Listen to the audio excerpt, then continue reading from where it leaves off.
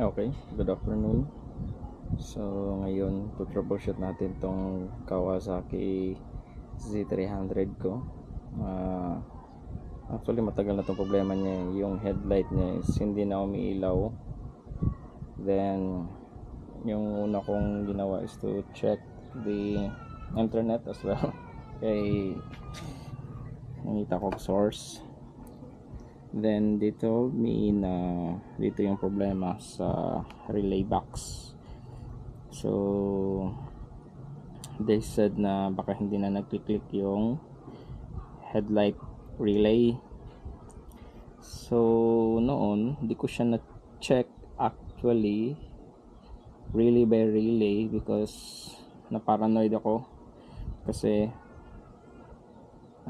during checking din sa price ng relay module o relay box ni Kawasaki, parang medyo pricey, nasa mga 5 to 6,000 din siya.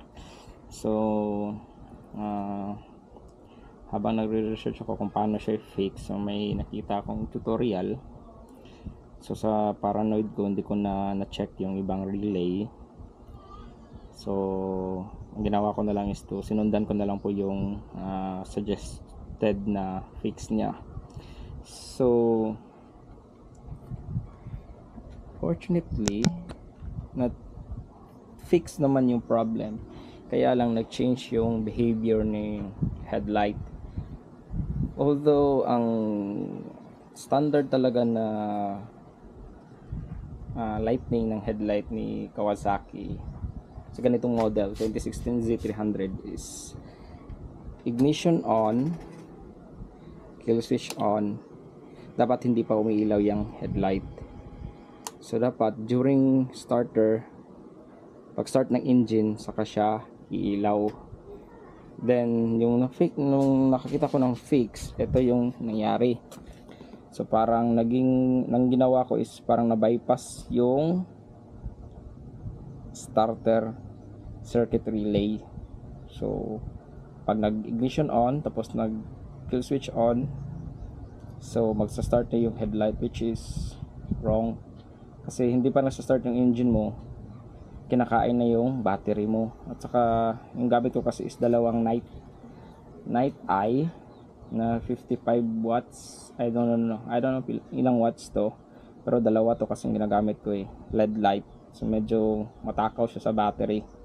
So ngayon, sa tagal ko yung iniisip to, why not i-check ko nga lahat ng relay dito, especially yung sa starter circuit na relay, if pumipitik ba siya o tawag nito, o nagsisend ba talaga siya ng signal para ma-activate yung relay ng headlight. Kasi based dito sa diagram niya, ito yung diagram niya So itong pin 11 na to, ito yung common supply ni starter circuit relay at saka ni headlight relay.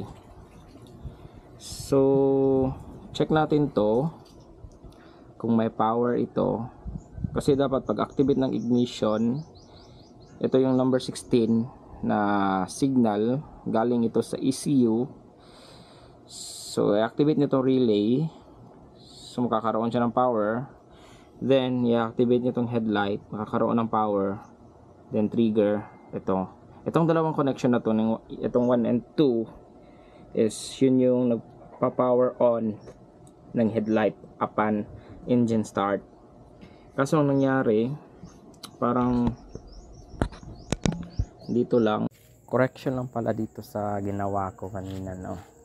So upon checking, yung first pala na nakita kong modification na fix doon sa problem sa headlight ko is hindi pala siya nakakonect sa pin 16, kasi normally walang power yung pin 16 talaga. That is signal lang na nagsisend doon sa relay, then nawawala siya. So yung ginawa ko pala is nakakonect yung power ng relay ko, yung external, doon sa pin number 10, which is also na nagpo-provide ng power doon sa fuel pump.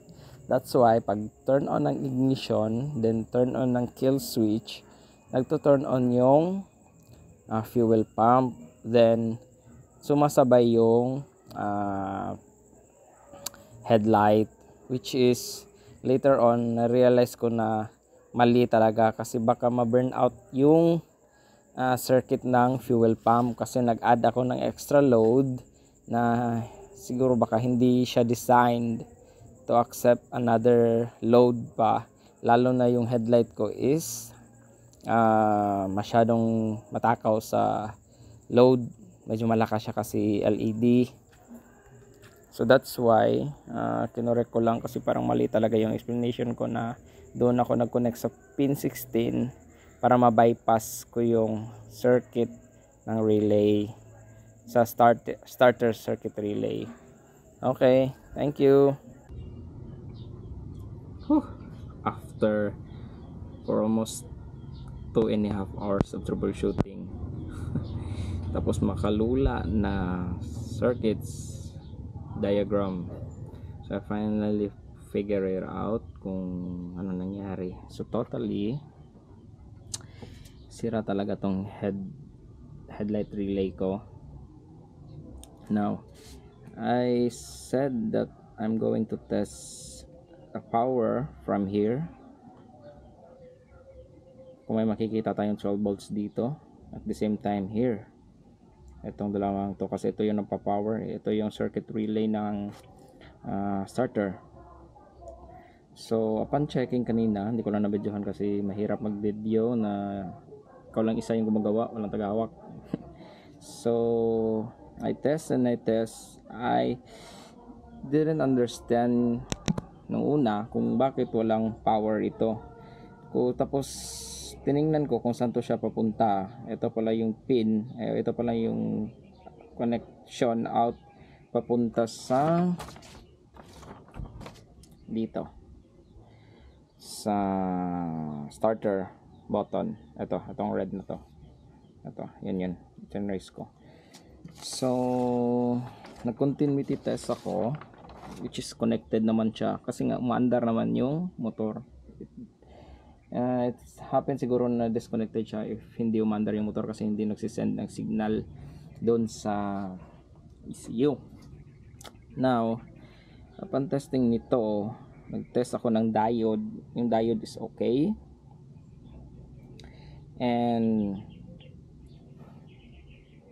hindi siya busted, one way lang siya operated. So parang that time nag-lose hope na ako kasi hindi ko talaga siya maintindihan kung bakit wala siyang power, and hindi talaga gumagana ito nung una, yung tingin ko. Pero kung nag-test ako manually, nag-operate ako nung raw voltage dito sa relay, nag-click naman to. So it means nagpa-power ito, nagsisend dito ng power doon. Ang problem naman talaga is mali ko lang talaga is dito ako nagtitest. Normally pag press mo ng power button ng starter button, nagsisend ito ng 12 volts, which is mawawala kalaunan after gumana ng pump relay. So aywan ko lang, parang natsambahan ko lang. So ano ko na lang siya, parang pin to pin. Dito nag-test ako dito sa pin 11, which is dito ako nag-start, pero wala akong nakikita dito until such time na nag-test ako dito na parang connection pin niya, or parang output ng itong pin na to, output ng relay. So nagtaka ko, bakit may 13 volts akong nasi-sense dito. Then nag-test ako dito manually, nag-inject ako ng raw voltage kasi nga gumagana talaga ito kasi may masi-sense ako na 12 volts dito or 13 volts dito. So nag-inject ako dito manually ng raw voltage, wala talaga akong makuha or hindi siya nagki-click. So physically sirang-sira ito. So ngayon, nung nag-test ako dito sa pin na ito, may nakuha akong 13. So yung original ko na connection from here, from there, so dito pala ako nakakonect. Dito ako kumuha ng power sa pen 10. So that's why pag turn ko ng kill switch, biglang mapapower din yung headlight, kasi nga ito yung power from fuel pump. So dito ako noon kumukuha. So tinanggal ko yung power source ko dito sa relay, then nilipat ko siya dito, itong connection na ito, nilipat ko siya dito, parang dito ako sa junction na ito.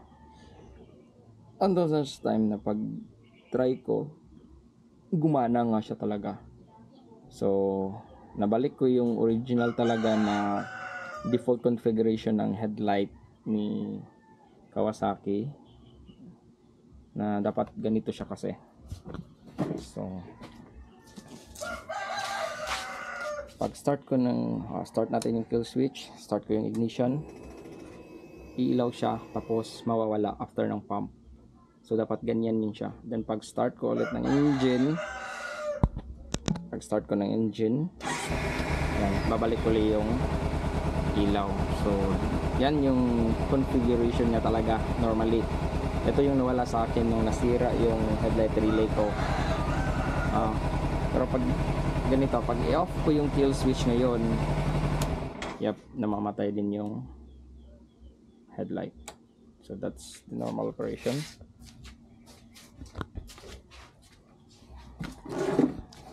So back tayo dito. Ang problem nga lang is hindi ko siya